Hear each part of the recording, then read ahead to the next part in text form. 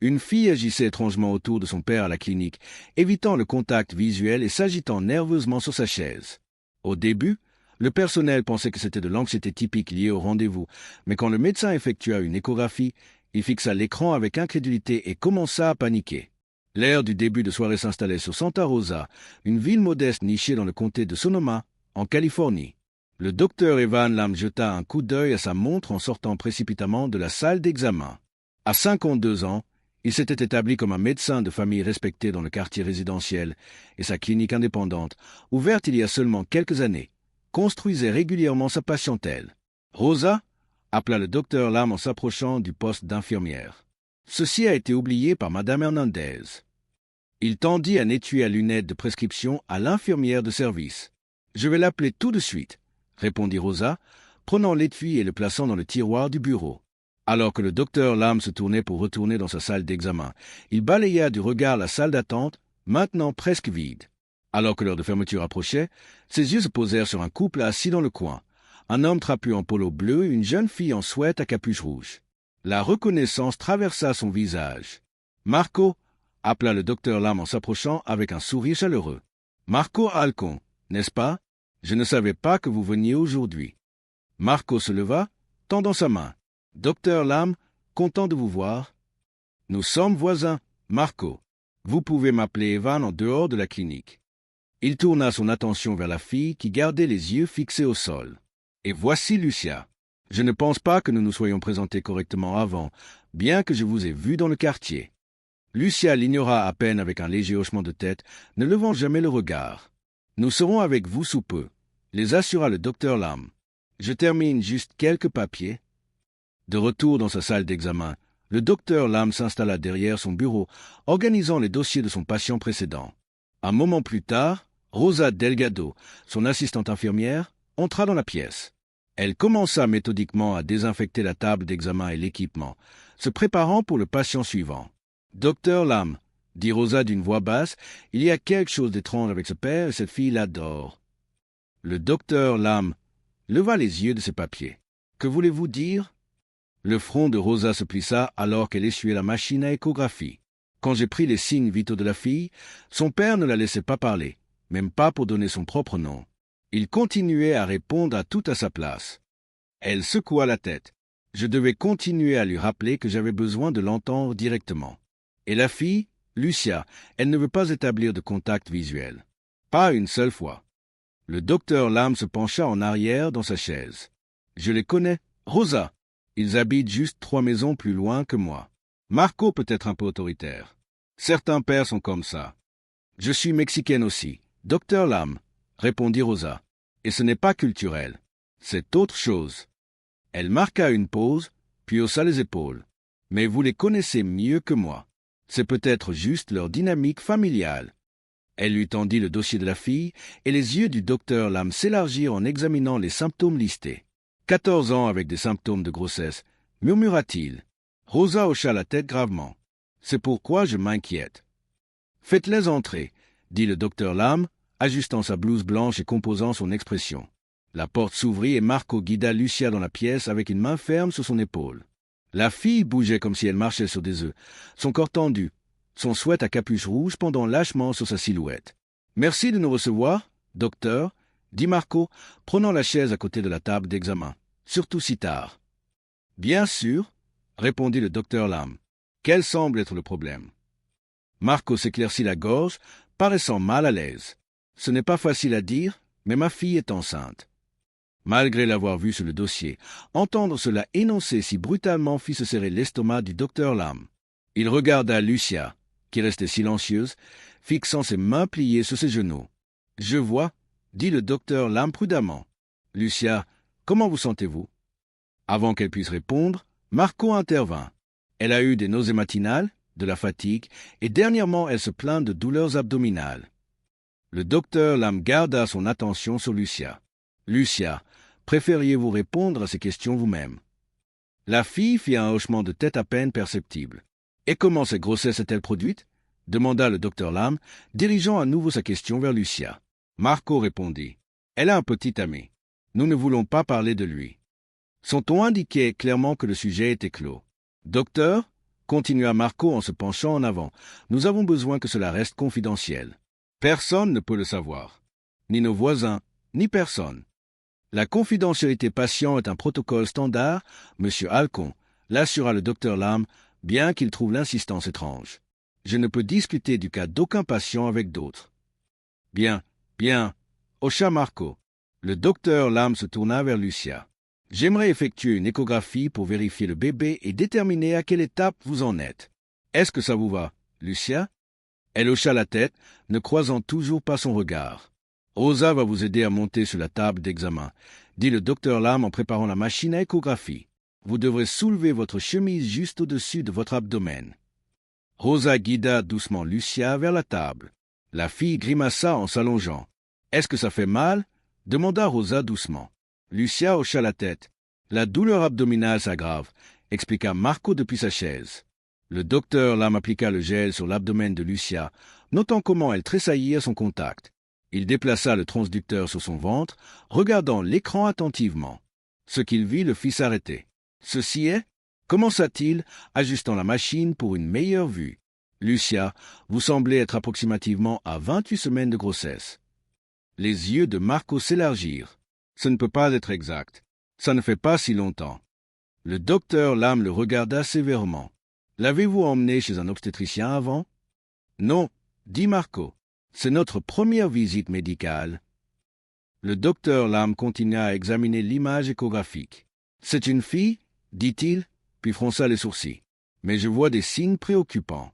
Son abdomen ne correspond pas au schéma de croissance typique pour 28 semaines. Cela suggère ce qu'on appelle un retard de croissance intra-utérin ou RCIU. »« Qu'est-ce que cela signifie ?» demanda Marco. « Cela signifie que le bébé ne grandit pas à un rythme normal. Cela peut arriver à cause de problèmes avec le placenta, de problèmes de santé maternelle ou de conditions fétales. » Le docteur Lamb déplaça à nouveau le transducteur, surveillant attentivement. « Je détecte aussi un rythme cardiaque fœtal irrégulier. » Il se tourna pour faire face directement à Marco. « Monsieur Halcon, je recommande fortement que vous emmeniez Lucia à l'hôpital immédiatement. Elle a besoin de soins spécialisés que je ne peux pas fournir ici dans ma clinique. » Le visage de Marco s'assombrit. « Hôpital? Pourquoi ne pouvez-vous pas simplement lui donner des médicaments? » « Cela nécessite une surveillance avancée et possiblement une intervention, » expliqua patiemment le docteur Lamb. « L'hôpital a l'équipement et les spécialistes nécessaires pour surveiller le développement du bébé correctement. Ils peuvent effectuer des études Doppler pour évaluer le flux sanguin vers le bébé et vérifier tout développement d'organes. » Marco paraissait résistant, mais le docteur Lamb continua fermement. « Je peux vous donner une prescription pour des vitamines prénatales, du calcium et de l'acide folique pour aider avec la nutrition. Mais ce n'est pas suffisant. Elle doit être vue à l'hôpital. » Il rédigea la prescription et l'attendit à Marco. « La pharmacie à côté est encore ouverte. Vous pouvez faire préparer ceci pendant que l'infirmière Rosa aide à nettoyer Lucia. » Marco jeta un coup d'œil hésitant entre le médecin et sa fille. « Elle ira bien, » assura le docteur Lamb. « Nous allons juste nettoyer le gel et imprimer les images échographiques. Elle vous rejoindra à la pharmacie dans quelques minutes. » Marco prit à contre-cœur la prescription et quitta la pièce, regardant Lucia une dernière fois avant de fermer la porte. Dès qu'il fut parti, Rosa commença doucement à essuyer le gel de l'abdomen de Lucia. « Tout va bien aller, ma chérie, » dit-elle doucement. Les yeux de Lucia se remplirent soudainement de larmes. « Elle donne des coups quand elle entend sa voix, » chuchota-t-elle. « Je déteste qu'elle l'aime. » Le docteur Lamb et Rosa échangèrent des regards alarmés. La déclaration resta suspendue dans l'air, lourde de signification ambiguë. « Lucia, » dit le docteur Lamb prudemment, « que voulez-vous dire par là ?» Mais Lucia s'était repliée dans le silence.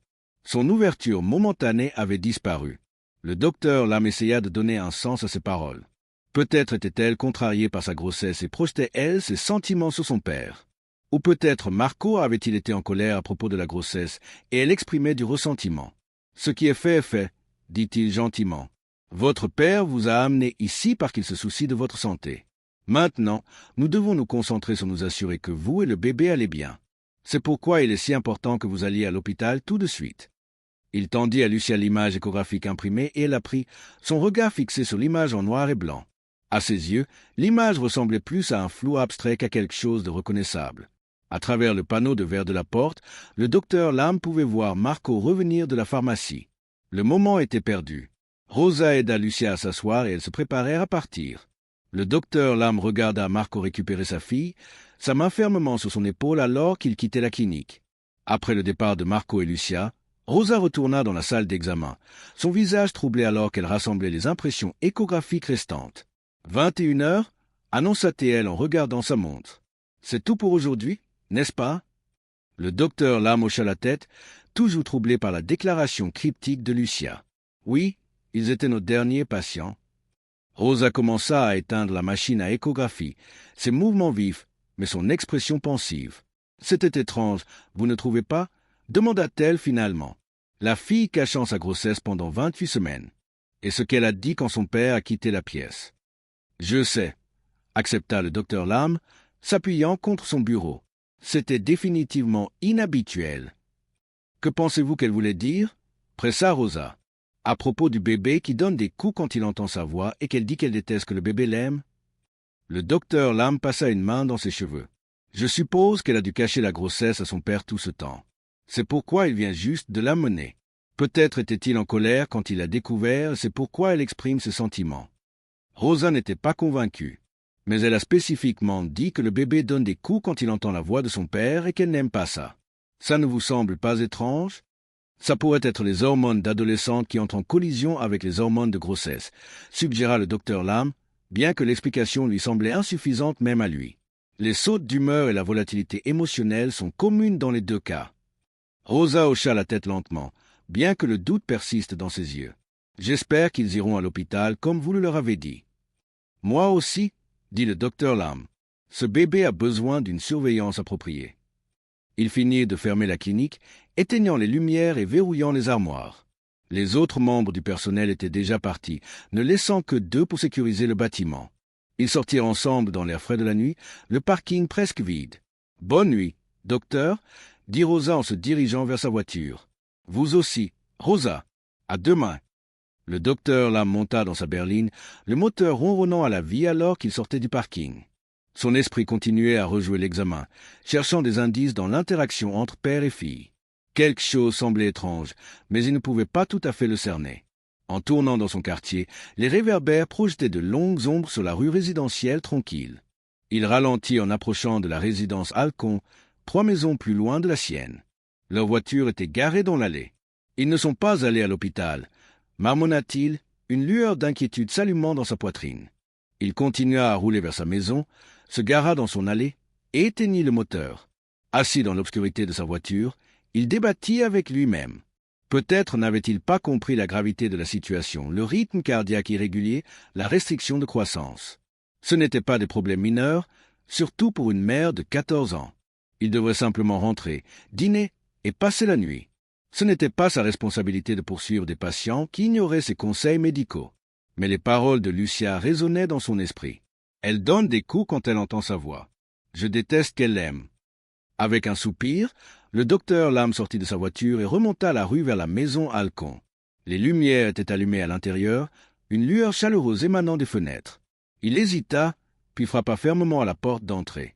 Après un moment, la porte s'ouvrit, et Marco se tenait là, la surprise traversant son visage avant qu'il ne la compose en une expression neutre. « Docteur Lam, est-ce que tout va bien ?»« Je venais juste vérifier, » dit le docteur Lam, essayant de garder son ton décontracté. « J'ai remarqué que votre voiture était là, et j'étais inquiet puisque j'avais recommandé que vous emmeniez Lucia à l'hôpital tout de suite. » L'expression de Marco changea presque imperceptiblement. « Ah, oui, merci de votre inquiétude. Lucia est allée à l'hôpital avec sa mère. Je suis resté pour finir du travail. » Le docteur Lam cligna des yeux, pris au dépourvu par cette information. C'était la première mention de la mère de Lucia dans l'histoire. « Je vois, » dit-il prudemment. « C'est bien d'entendre ça. J'étais inquiet de l'état du bébé. »« Oui, eh bien, elle est entre de bonnes mains maintenant, » dit Marco, son ton coupant. « Merci d'être passé, docteur, mais il se fait tard et j'ai du travail à finir. »« Bien sûr, » hocha le docteur Lam. « Désolé de vous déranger. Bonne nuit, monsieur Alcon. »« Bonne nuit. » La porte se ferma fermement derrière lui, laissant le docteur Lam debout sur le porche avec un malaise agaçant dans l'intestin. En retournant chez lui, l'explication de Marco tournait dans son esprit. Il ne pouvait qu'espérer que c'était la vérité. Dans sa cuisine, le docteur Lam ouvrit le réfrigérateur et fixa son contenu.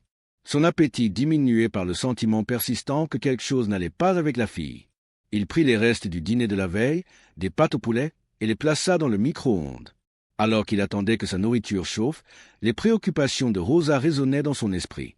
La façon dont Marco avait contrôlé la conversation, répondant aux questions destinées à Lucia.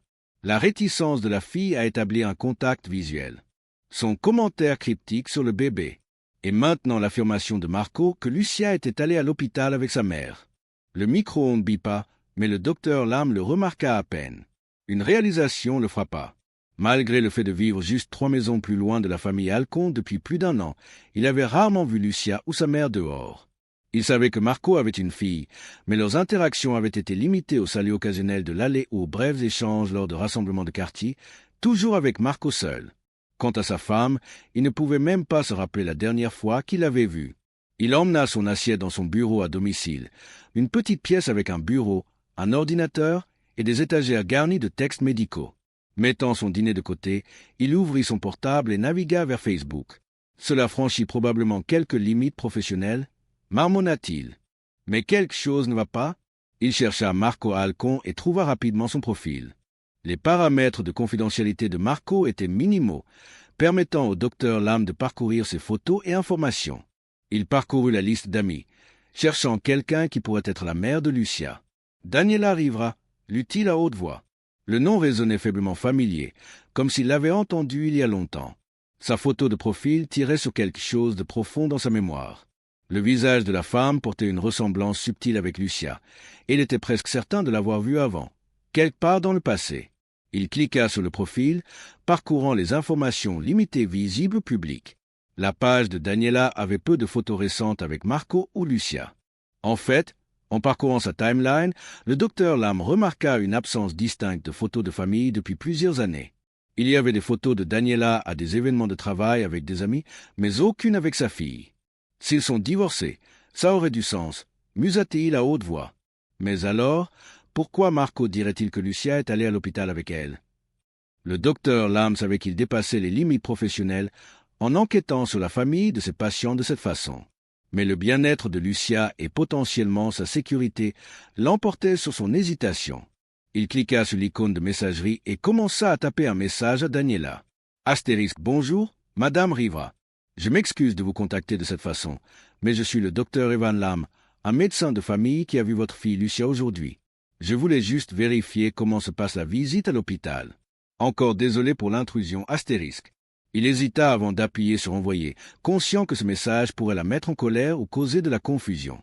Mais l'inquiétude pour Lucia l'emporta, et il envoya le message. Le docteur Lam mangea son dîner tout en jetant occasionnellement un coup d'œil à l'écran pour une réponse. Aucune ne vint.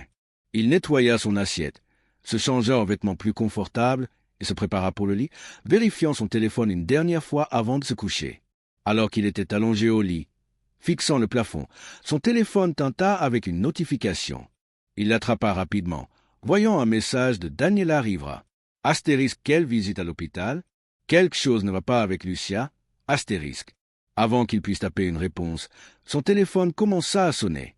Un appel Facebook de Daniela. Il s'assit dans le lit et répondit. « Bonjour, docteur Lam à l'appareil. »« Docteur, qu'est-ce qui se passe ?» La voix de Daniela était tendue d'inquiétude. « Que voulez-vous dire par visite à l'hôpital? Je ne suis dans aucun hôpital avec Lucia. » L'estomac du docteur Lam se serra. « Madame Rivera, j'ai vu votre fille à ma clinique ce soir. Elle était amenée par son père, Marco. Elle est enceinte, approximativement 28 semaines. » Il y eut une inspiration nette à l'autre bout de la ligne. « C'est impossible, » chuchota Daniela. « Je n'ai pas vu Lucia depuis presque 3 ans. Marco et moi sommes divorcés depuis 10 ans. Il a la garde complète et je ne suis pas autorisé près d'elle. » Le docteur Lam ferma les yeux, les pièces commençant à se mettre en place. « Madame Rivera, je dois expliquer la situation clairement. Lucia est venue à ma clinique avec Marco ce soir. Elle est dans le 3e trimestre de grossesse avec un retard de croissance intra-utérin, ce qui signifie que le fœtus ne grandit pas à un rythme normal. Cela peut arriver à cause de problèmes avec le placenta, de problèmes de santé maternelle ou de conditions fœtales. » Il marqua une pause pour reprendre son souffle. « J'ai aussi détecté un rythme cardiaque fœtal irrégulier. Je leur ai conseillé d'aller à l'hôpital immédiatement pour que des spécialistes puissent effectuer des études Doppler et évaluer le développement du bébé. S'il y a un sous-développement d'organes, surtout dans les poumons et le cerveau, il y a des traitements qui pourraient aider avant qu'il soit trop tard. Daniela resta silencieuse pendant un long moment avant de répondre. « Oh mon Dieu !» dit-elle finalement, sa voix se brisant. « Mon bébé, elle n'a que 14 ans. Comment cela a-t-il pu arriver? Qui lui a fait ça ?» « Marco a dit qu'elle a un petit ami, » répondit le docteur Lam, bien qu'il remette maintenant en question tout ce que Marco lui avait dit. « Je ne sais pas quoi faire, » dit Daniela, paraissant débordée. « Je veux la voir tout de suite, mais je ne suis autorisé nulle part près d'elle. » L'ordonnance restrictive. Elle s'interrompit. « S'il vous plaît, docteur, assurez-vous qu'elle va bien. Si ce n'est pas le cas, appelez la police. Je me fiche que Marco me dénonce pour avoir violé l'ordonnance. C'est de ma fille qu'il s'agit. » « Je comprends, » l'assura le docteur Lam. « Mais nous devons être prudents. Lucia est dans un état délicat et nous ne voulons pas déclencher un travail prématuré en lui causant du stress supplémentaire. »« Vous avez raison, » accepta Daniela à contre-cœur. « Que ferez-vous ?»« Je vais vérifier sur elle à nouveau, » promit le docteur Lam. « Et je vous tiendrai au courant. Pour l'instant, il est probablement mieux que vous restiez où vous êtes. » Après avoir terminé l'appel, le docteur Lam accéda aux dossiers médicaux électroniques de sa clinique depuis son portable. Il ouvrit les images échographiques de l'examen de Lucia, les étudiant attentivement. Les images confirmaient son évaluation initiale. Croissance restreinte, fonction placentaire potentiellement compromise et indication préoccupante de diminution du flux sanguin vers le fœtus. Cela signifiait moins d'oxygène et moins de nutriments atteignaient le bébé, une situation qui pouvait rapidement se détériorer. L'horloge sur sa table de nuit indiquait 22h15. Il était tard pour des visites à domicile, mais l'homme lui avait clairement menti pendant que sa fille avait besoin d'attention médicale. Le docteur Lam décida que cela ne pouvait pas attendre jusqu'au matin. D'ici là, l'homme pourrait être au travail ou trouver une autre excuse. Le docteur Lam se changea rapidement en vêtements de rue et sortit de sa maison.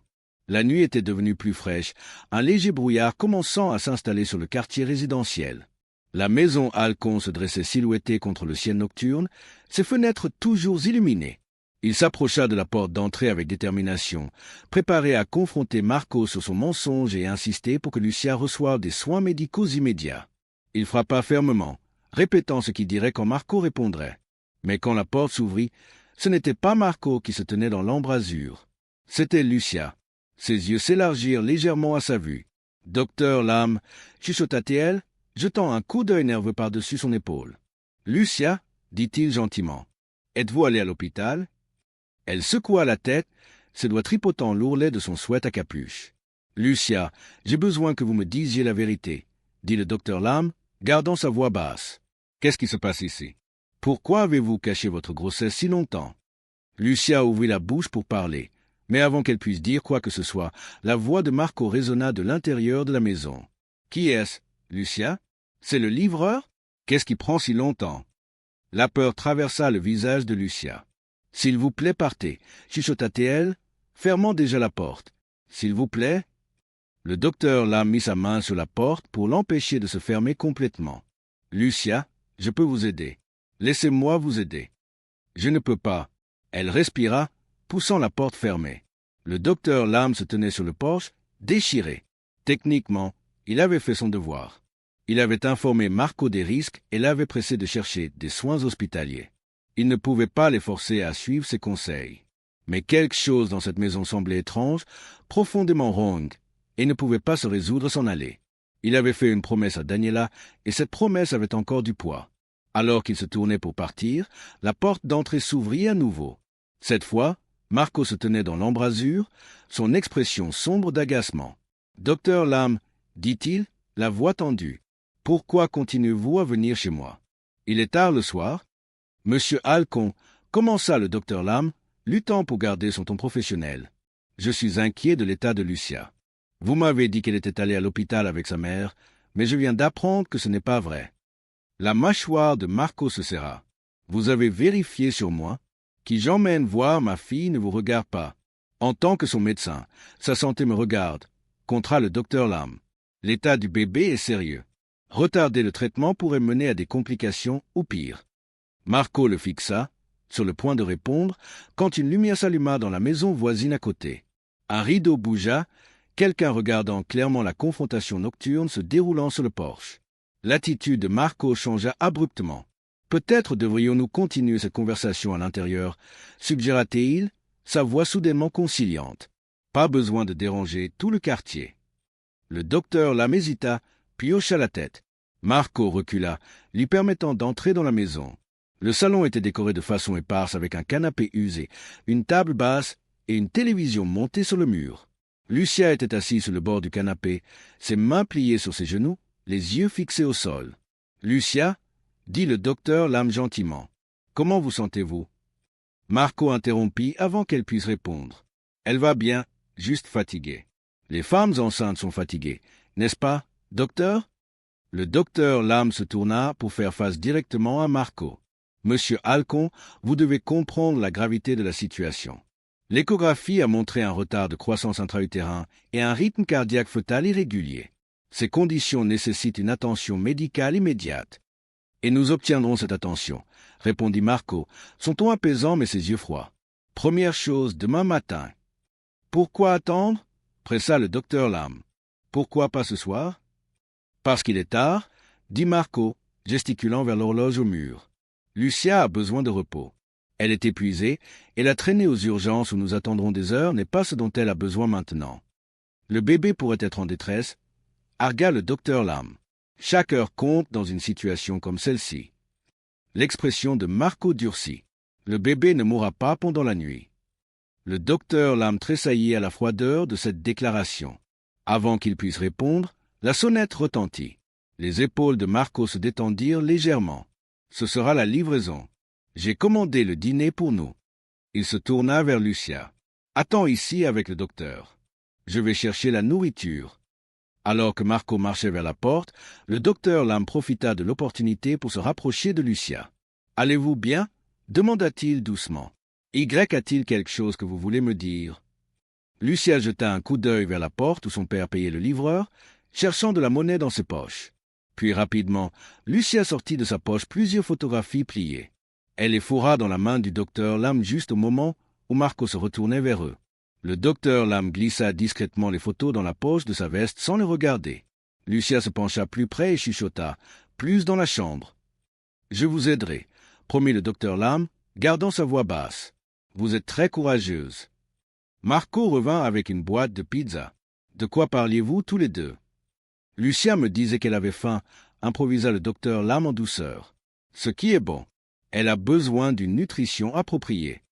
Vous voyez, je suis un bon père, dit Marco, plaçant la pizza sur la table basse. Je m'assure qu'elle mange bien. Il se tourna vers le docteur Lam, son attitude passant de défensive à dédaigneuse. Maintenant, j'apprécie votre inquiétude, docteur, mais il se fait tard. Comme vous l'avez dit vous-même, les femmes enceintes ont besoin de repos. Le docteur Lam reconnut le congé. Oui, le repos est important, concéda-t-il, mais les soins médicaux aussi. Et elle les aura première chose demain matin, insista Marco.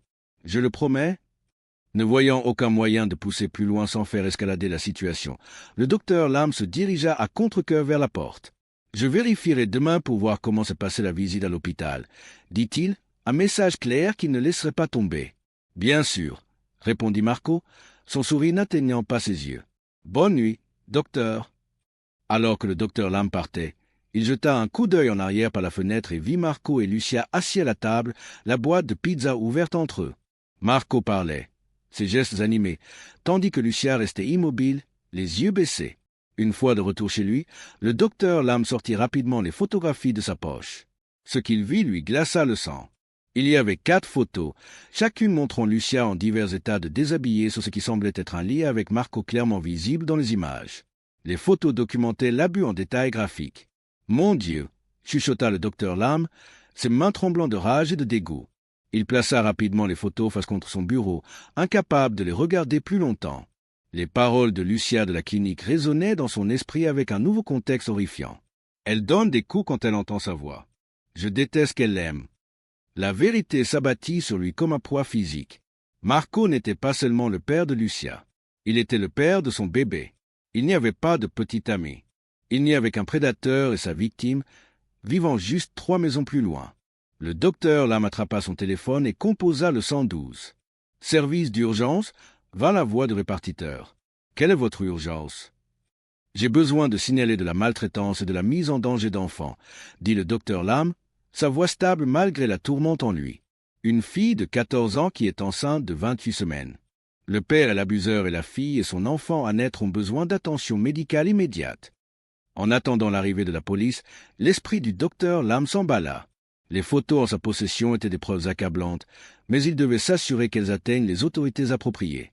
Il devait aussi alerter Daniela de ce qui se passait. Il prit des photos des photographies imprimées avec son téléphone, s'assurant que les images étaient assez claires pour servir de preuve si les originaux étaient d'une façon ou d'une autre perdus ou détruits. Puis il les envoya à Daniela par Facebook Messenger avec un bref message expliquant qu'il avait contacté la police et qu'ils étaient en route vers la maison de Marco. Son téléphone sonna presque immédiatement.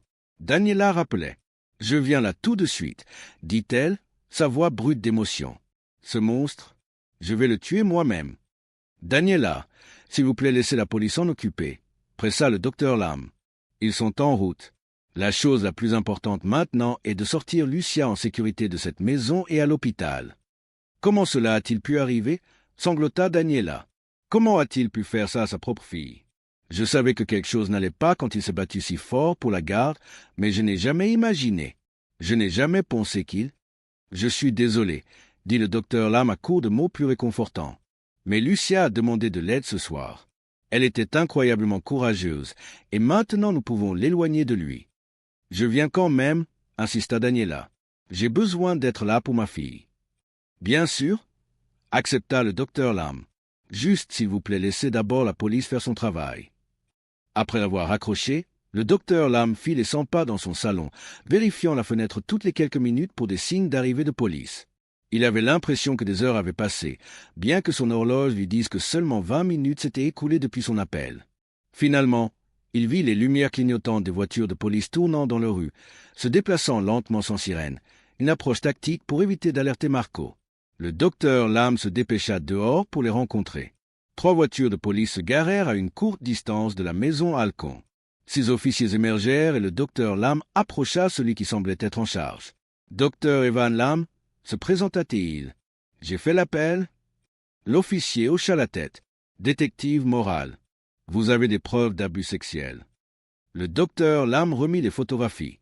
Celles-ci m'ont été données par la victime il y a moins d'1 heure. Elle a indiqué qu'il y en avait plus dans la maison.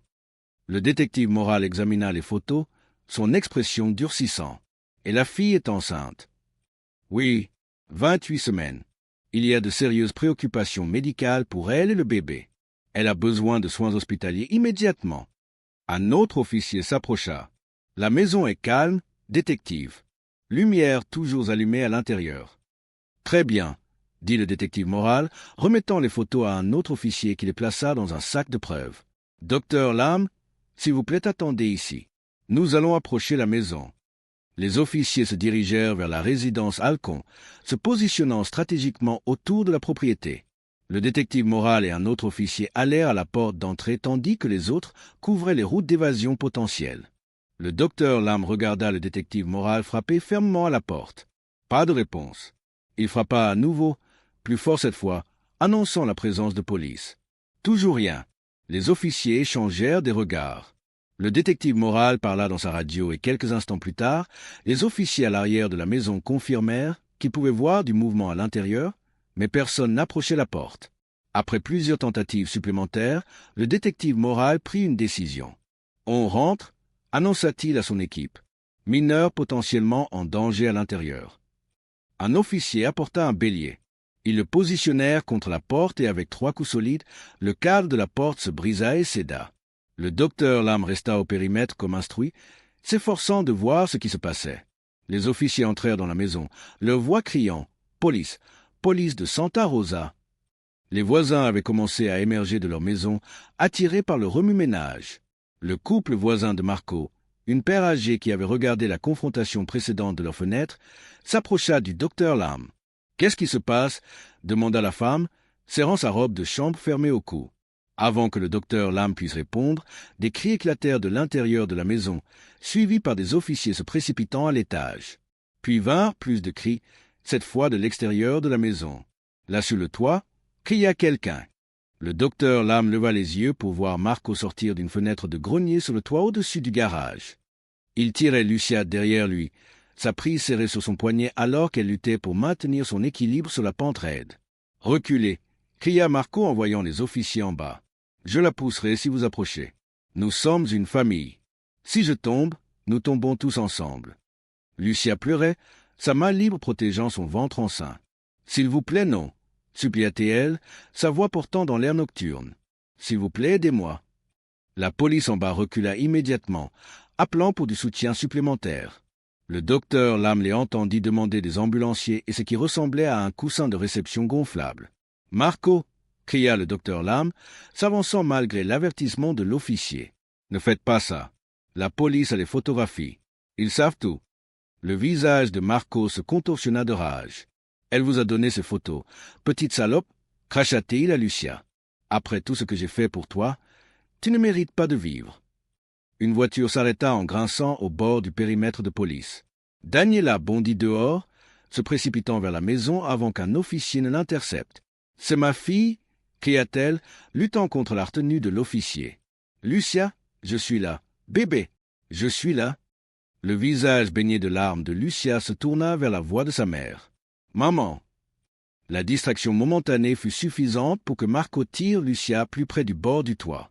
Les officiers en bas avaient réussi à déployer un grand coussin de sécurité gonflable, le positionnant sous l'endroit où il se tenait. « Marco Alcon !»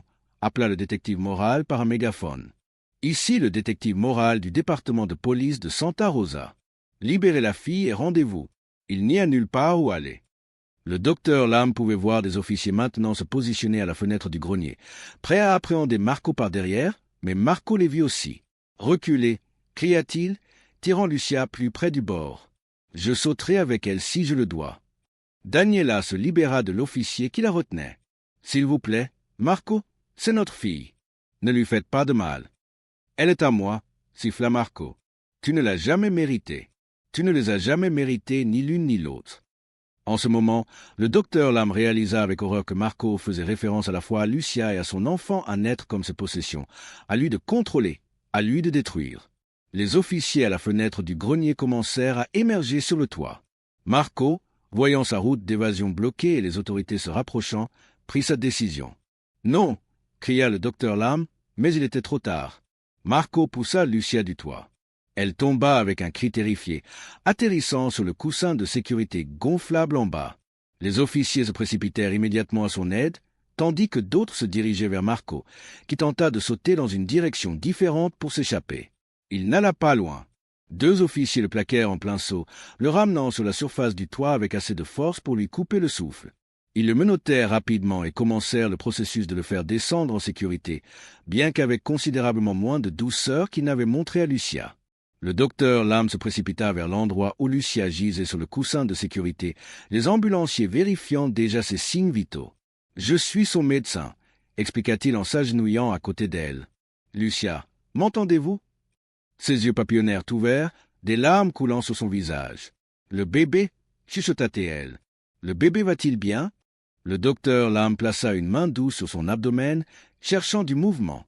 « Allons vous emmener à l'hôpital pour s'en assurer, mais je pense qu'elle va très bien aller. Vous avez été très courageuse, Lucia, très courageuse. » L'air nocturne se remplit des lumières clignotantes des voitures de police et des ambulances. Les officiers menèrent un Marco menotté vers une voiture en attente, son visage contordu de rage. En passant devant Daniela, qui regardait anxieusement les ambulanciers s'occuper de Lucia, Marco cracha dans sa direction. « C'est votre faute, siffla-t-il. Vous n'avez jamais été une vraie mère pour elle. » Daniela bondit en avant, sa composure se brisant. « Vous, monstre, ce que vous avez fait à notre fille, vous n'êtes pas humain. » Un officier intervint entre eux, guidant Daniela en arrière tandis que ses collègues poussaient Marco vers la voiture de police. « Il devrait pourrir en prison pour toujours, » sanglota Daniela alors que le docteur Lam s'approchait d'elle. « J'ai toujours su que quelque chose n'allait pas avec lui. Mais ça, vous ne pouviez pas savoir ?» dit le docteur Lam gentiment. « Les prédateurs comme Marco sont experts pour cacher leur vraie nature. » Les ambulanciers avaient stabilisé Lucia sur une civière et se préparaient à la charger dans l'ambulance. Le docteur Lam guida Daniela vers eux. « Elle a besoin de vous maintenant, dit-il. Concentrez-vous sur Lucia, pas sur lui. » Daniela hocha la tête, essuyant les larmes de son visage en s'approchant de la civière. Quand Lucia vit sa mère, ses yeux se remplirent de nouvelles larmes. « Maman, chuchota-t-elle, tendant une main tremblante. Tu m'as manqué. » Daniela prit la main de sa fille, la baisant tandis que des larmes coulaient sur son visage. « Tu m'as manqué aussi, bébé, tellement. Je suis là maintenant, et je ne te quitte plus jamais. » Le docteur Lam s'approcha de l'ambulancier en chef. « Je suis son médecin. J'aimerais vous accompagner à l'hôpital si c'est possible. » L'ambulancier hocha la tête. « Nous pourrions utiliser votre avis sur son état, docteur. » Alors qu'il chargeait Lucia dans l'ambulance, le détective moral s'approcha du docteur Lam. « Docteur, nous devrons vous parler à l'hôpital. »« Et vous aussi, madame, » ajouta-t-il à Daniela. « Mais pour l'instant, allez avec votre fille. Nous vous y retrouverons. » Daniela monta dans l'ambulance aux côtés de Lucia, ne lâchant jamais la main de sa fille. Le docteur Lam suivit, s'asseyant en face d'elle tandis que les ambulanciers continuaient à surveiller les signes vitaux de Lucia. Dans l'ambulance, le docteur Lam utilisa son stéthoscope pour écouter le rythme cardiaque du bébé. « Le rythme cardiaque est toujours irrégulier, mais il est fort, » dit-il à Lucia. La chute ne semble pas avoir causé de trauma immédiat, mais l'hôpital fera un examen plus approfondi. L'ambulance fonça dans les rues tranquilles de Santa Rosa, sirène hurlante. Le docteur Lam regarda Daniela caresser les cheveux de Lucia, chuchotant des assurances. Malgré les années de séparation, leur lien demeurait, un témoignage de la résilience des liens familiaux face à une interférence monstrueuse. Ils arrivèrent à l'hôpital où une équipe d'urgence obstétricale attendait. Le docteur Lam expliqua brièvement la situation au médecin traitant, Dr Elena Vasquez, une spécialiste en grossesse à haut risque. 28 semaines avec RU et arythmie fœtale, résuma-t-il tandis qu'il roulait Lucia dans une salle d'examen. Aussi trauma potentiel d'une chute bien qu'elle ait atterri sur un coussin de sécurité gonflable. Le docteur Vasquez hocha la tête. « Nous prenons le relais d'ici. Docteur Lam, merci pour votre action rapide ce soir. » Tandis que l'équipe médicale commençait son travail, le docteur Lam rejoignit Daniela dans la salle d'attente. Le détective moral arriva peu après, accompagné d'un autre officier et d'une femme qui se présenta comme Rebecca Miller des services de protection de l'enfance. « Nous devons comprendre exactement ce qui s'est passé ce soir, » commença le détective moral. « Docteur Lam, s'il vous plaît, commencez depuis le début. » Le docteur Lam raconta les événements de la soirée, de la visite de Lucia à sa clinique à ses préoccupations croissantes et sa découverte éventuelle de la vérité à travers les photographies. Marco a prétendu que le père du bébé était un petit ami, expliqua-t-il. Mais le commentaire de Lucia à la clinique sur le bébé qui donne des coups quand il entend sa voix prend un sens horrifiant maintenant. Le détective moral hocha la tête gravement. « Nous avons trouvé une pièce cachée dans le sous-sol exactement comme vous le soupçonniez de ce que Lucia vous a dit. Il semble que ce soit là que la plupart des abus ont eu lieu. Il y avait des caméras, de l'équipement d'enregistrement et d'autres objets. » Daniela couvrit sa bouche, étouffant un sanglot. Sa chambre contenait des centaines de photographies de Lucia, continua le détective. Certaines datant de plusieurs années. Cela dure depuis longtemps. Comment cela a-t-il pu arriver? Demanda Daniela, sa voix se brisant. Comment personne n'a-t-il pu le remarquer? Les prédateurs comme Marco sont habiles à l'isolation et la manipulation, expliqua Madame Miller des services de protection de l'enfance. Ils courent graduellement les liens de leurs victimes avec les systèmes de soutien, amis, famille, même l'école. Nous aurons une image plus claire une fois que Lucia pourra partager sa déclaration. Le détective moral se tourna vers Daniela. « Mademoiselle Rivera, nous devons comprendre comment Marco a obtenu la garde de Lucia. Cela pourrait nous aider à construire un dossier plus solide contre lui. » Daniela essuya ses yeux, son expression peinée. « Je ne suis pas fier de ce qui s'est passé. Après que Marco et moi avons divorcé il y a 10 ans, j'étais une mère célibataire travaillant les nuits dans un casino. Nous luttions financièrement. » Elle inspira profondément avant de continuer. « J'ai commencé à participer à des jeux de poker souterrains, pensant que je pourrais étirer mes paies et donner une meilleure vie à Lucia. Mais cela s'est rapidement transformé en addiction. Une nuit, la maison a été perquisitionnée. Et c'est là que la police a découvert que j'avais laissé Lucia, âgée de seulement 7 ans à l'époque, seule à la maison. » Des larmes coulèrent sur son visage. Marco a saisi l'opportunité. Il s'est présenté comme le parent stable et responsable. Le tribunal lui a donné la garde et je n'avais droit qu'à des visites supervisées. Puis il a déménagé à Santa Rosa et a obtenu une ordonnance restrictive, prétendant que j'étais instable et une mauvaise influence sur Lucia. Il l'a systématiquement isolée. Madame Miller hocha la tête. C'est une tactique commune.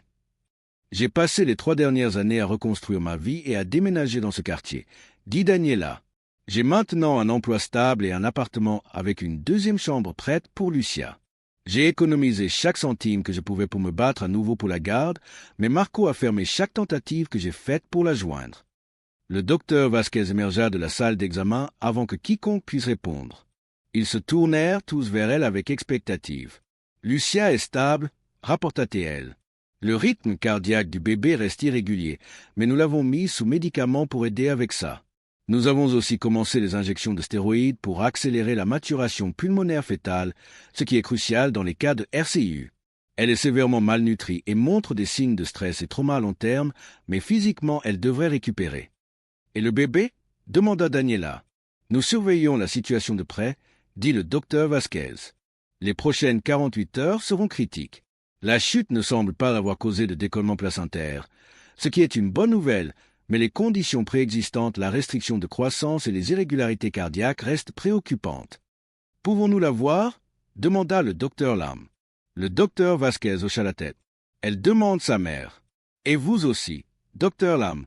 Elle dit que vous lui avez sauvé la vie. » La chambre d'hôpital était faiblement éclairée, le bip régulier des moniteurs créant un fond rythmique. Lucia était allongée, calée sur des oreillers, une 4 dans le bras et des moniteurs fétaux attachés sur son abdomen gonflé. Malgré tout ce qu'elle avait enduré, il y avait quelque chose de différent chez elle maintenant, une étincelle dans ses yeux qui n'était pas là avant. Le poids de son secret avait été levé. Daniela s'approcha du chevet de sa fille, c'est pas hésitant, comme si elle avait peur que Lucia puisse disparaître. « Lucia » chuchota-t-elle en prenant doucement la main de sa fille. « Ma courageuse et belle fille. » Les yeux de Lucia se remplirent de larmes. « Maman » dit-elle, sa voix plus forte qu'elle ne l'avait été plus tôt. « Tu es revenue pour moi ?» « Je n'ai jamais arrêté d'essayer de revenir, » l'assura Daniela, se perchant prudemment sur le bord du lit. « Ton père ? Il a rendu cela impossible, mais c'est fini maintenant. Il ne peut plus jamais te faire de mal. » Le docteur Lam se tenait respectueusement au pied du lit, donnant de l'espace à la mère et à la fille pour leur retrouvaille. Le détective Moral et mademoiselle Miller des services de protection de l'enfance attendaient près de la porte, comprenant la délicatesse du moment. Après quelques minutes, Lucia leva les yeux vers le docteur Lam. « Merci, » dit-elle simplement, « de m'avoir cru, de nous avoir aidés. »« C'est vous la courageuse, Lucia, » répondit le docteur Lam. « Vous avez trouvé le courage de demander de l'aide, et c'est ce qui vous a sauvé, vous et votre bébé. » Le détective Moral s'avança. « Lucia, je sais que c'est difficile, mais nous devons vous poser quelques questions pour aider à construire notre dossier contre votre père. Est-ce que ça irait ?» Lucia jeta un coup d'œil à sa mère, qui serra sa main avec assurance. « C'est votre choix, ma chérie. Quoi que vous décidiez, je suis ici avec vous. » Lucia hocha lentement la tête. « Je veux dire la vérité, toute la vérité. »« Prenez votre temps, » dit mademoiselle Miller gentiment. « Et si vous devez vous arrêter à un moment donné, dites-le simplement. » Lucia prit une profonde inspiration et commença à parler, sa voix gagnant de la force en continuant. « Il n'y a jamais eu de petit ami. » confirma-t-elle ce qu'il soupçonnait déjà. « Mon père, il est aussi le père de mon bébé. » Elle décrivit comment Marco avait commencé à abuser d'elle peu après avoir obtenu la garde complète.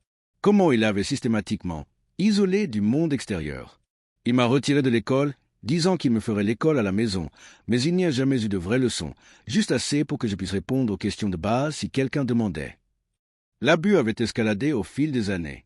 Chaque fois que quelqu'un venait à la maison, il m'enfermait dans le sous-sol. Il y a une pièce cachée là-bas qu'il a construite. C'est là où la plupart de ça s'est passé. Le docteur Lam pensa aux preuves que la police avait trouvées dans cette pièce du sous-sol et ressentit une vague de nausée. « Quand je suis tombée enceinte, » continua Lucia, « il était en colère au début. Il a parlé de me forcer à avorter, mais ensuite il a changé d'avis. Il est devenu protecteur du bébé. Il a dit que c'était le nôtre. » Elle frissonna au souvenir. Le bébé a commencé à donner des coups il y a quelques mois. J'ai remarqué qu'elle donnait des coups chaque fois qu'elle entendait sa voix. Ça me rendait malade. Je détestais qu'elle réponde à lui. Lucia plaça une main protectrice sur son ventre. Mais ce n'est pas sa faute. Elle est innocente dans tout ça. Bien sûr qu'elle l'est, l'assura Daniela. J'ai commencé à me sentir vraiment malade il y a environ 2 semaines, expliqua Lucia. De mauvaises douleurs d'estomac et des vertiges. Au début, il a ignoré, Mais quand je pouvais à peine sortir du lit, il a finalement décidé de m'emmener chez un médecin. C'est là que nous sommes allés à la clinique du docteur Lam. Le détective moral hocha la tête, prenant des notes. Les photographies que vous avez données au docteur Lam. Comment avez-vous réussi à les obtenir? Mon père, il prenait des photos tout le temps, dit-elle doucement. Il les gardait dans une boîte dans son placard. J'en ai volé quelques-unes pendant qu'il était sous la douche ce soir avant qu'on parte pour la clinique, sachant qu'il serait hors de la maison pour nous y emmener.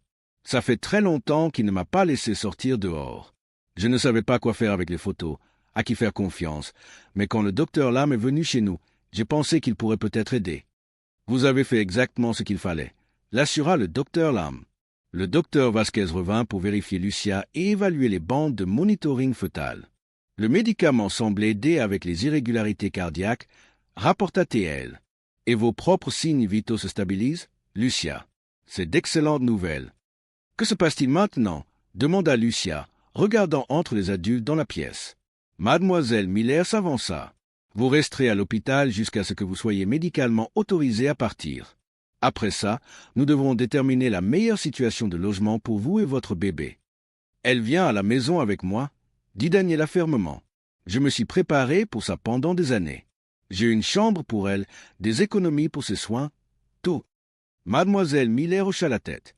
Étant donné les circonstances, cela semble le placement le plus approprié. Nous devons effectuer une évaluation du domicile, mais tant que tout se vérifie, je ne prévois aucun problème avec le placement de Lucia sous votre garde. Et qu'en est-il de mon père? Demanda Lucia avec hésitation. Il est en détention, l'assura le détective moral. Étant donné les preuves que nous avons déjà collectées, les photographies, la pièce cachée, votre témoignage, il fera face à plusieurs charges criminelles, maltraitance d'enfants, agression sexuelle, inceste, mise en danger d'enfants, et plus. Il ne sortira pas de prison pendant très longtemps. Lucia hocha la tête, un mélange d'émotions traversant son visage. Soulagement, tristesse et quelque chose comme la fermeture. Qu'en est-il du bébé? Demanda-t-elle, se tournant vers le docteur Vasquez. Est-ce qu'elle ira bien? Nous faisons tout ce que nous pouvons, promit le docteur Vasquez. Les prochaines semaines seront cruciales. Nous continuerons les injections de stéroïdes pour aider ses poumons à se développer, surveiller son cœur de près et nous concentrer sur l'amélioration de votre nutrition pour lui donner la meilleure chance possible. Je veux la garder, dit Lucia tranquillement, surprenant tout le monde dans la pièce. Je sais que je suis jeune, mais elle n'est pas responsable de comment elle est arrivée dans ce monde. Je ne veux pas qu'elle souffre pour ce qu'il a fait. Daniela serra la main de sa fille. Nous l'élèverons ensemble, promit-elle, toi, moi et ta fille. Elle sera aimée et protégée toujours. Alors que la nuit s'approfondissait, le détective moral et mademoiselle Miller partirent, promettant de revenir le jour suivant. Le docteur Vasquez compléta son examen et partit vérifier d'autres patients. Daniela s'installa dans la chaise à côté du lit de Lucia, peu disposée à quitter le côté de sa fille même pour un moment.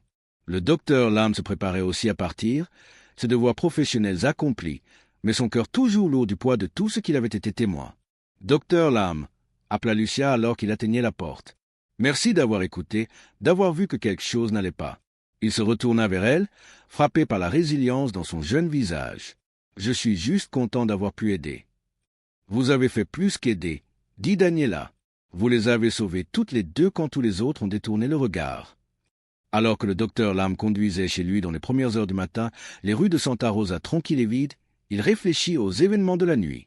Sa décision de suivre ses instincts, de pousser au-delà des limites professionnelles quand le bien-être d'un enfant était en jeu, avait fait toute la différence. Le quartier était silencieux quand il revint. La maison à Halcon, maintenant une scène de crime, du ruban de poli jaune marquant ses limites. Les voisins se réveilleraient à une rue changée.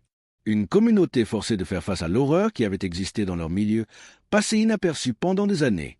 Le docteur Lam entra chez lui, épuisé, mais en paix avec les choix qu'il avait faits.